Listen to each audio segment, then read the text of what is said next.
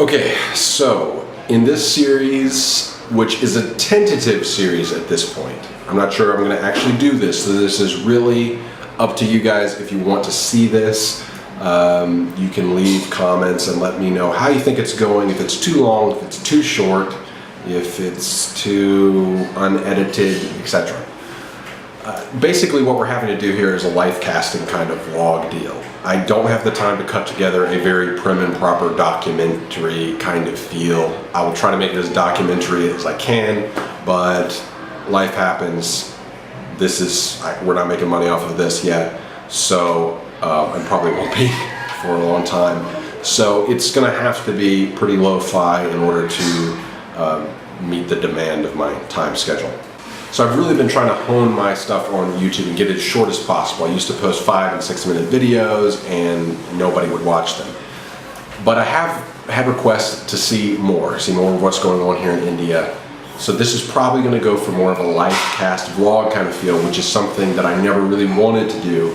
But since it is kind of a unique situation, India, a Westerner in India, learning to live life and trying to deal with cross-cultural issues and culture shock and all that kind of stuff, maybe it could be interesting and maybe it would merit the longer time. If you think it's too long, let me know. If you think it's too short, let me know. Too unedited, too edited. I would like to start working in more, cutting to B-roll kind of stuff and voiceover, but that takes more time. I don't know if I have the time for that. So this is going to have more of a life cast vlog kind of feel, lots of jump cuts and that sort of thing. Quality should improve over time. It's really up to you. If you want this, I'm throwing a ton of stuff at YouTube in the next 6 weeks to 3 months. I'm throwing a ton of stuff at YouTube. So it's going to be up to you what stays and what goes. Some of it's going to stay just because I like it. I have to do a cost-benefit analysis and look at how many views I'm getting on certain videos, and if they're not enough views for the amount of work, then I'm just not going to do this video series anymore. So that includes the stuff about India. If you really like it, let me know. If you're from India and you have ideas about what you'd like to be shown about your country, let me know. My goal here is not to make propaganda for India or propaganda against India. My goal in everything I do, to the best of my ability, is to come as close to truth or objective reality as is possible. I am a finite and imperfect being, so such objectivity I believe is impossible. So you will hear some of my opinions come out here and there, but my goal is here not to just focus on the dark underbelly of India, because a lot of people want to see that kind of stuff when they see stuff about other countries. Oh, look at how those people live. Oh, can you believe they do that?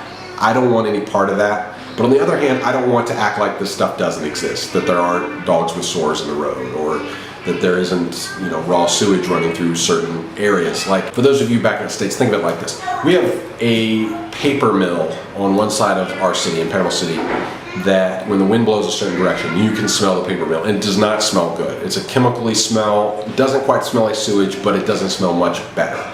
It's pretty bad. You get used to it though, and you don't really notice it.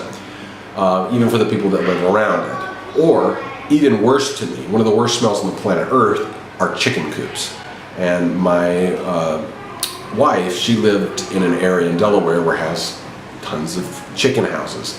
And when the wind blows a certain way, it smells horrible.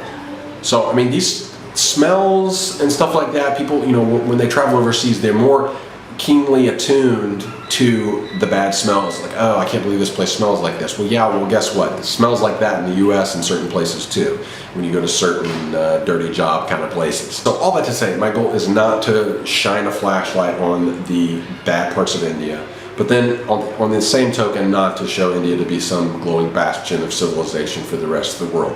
I think India is really an important place, and the next century is going to play a huge role in the direction of the world's future, honestly. I think India and China are going to be two of the biggest players on the world stage in the next century, and so I think it's a good idea that we learn to talk to each other, learn from each other, and but not do it blindfolded on anything. America has problems, India has problems, America has good things, India has good things, and other countries have good things and bad things. So that's my goal, is to do as balanced as possible. I'm not trying to be Fox News here. not fair and balanced, like that means anything. But I am, that goal, I think that idea of fair and balanced is good. I don't think anybody does it right. I would probably tend towards more of a Jon Stewart kind of approach, but definitely not a Bill Maher approach or a Rush Limbaugh approach. I don't really have any place for those. So, yes. So thank you. I hope you enjoy it. Again, feedback is encouraged. If you've made it to the end of this, then, I mean, that must mean you're somewhat interested.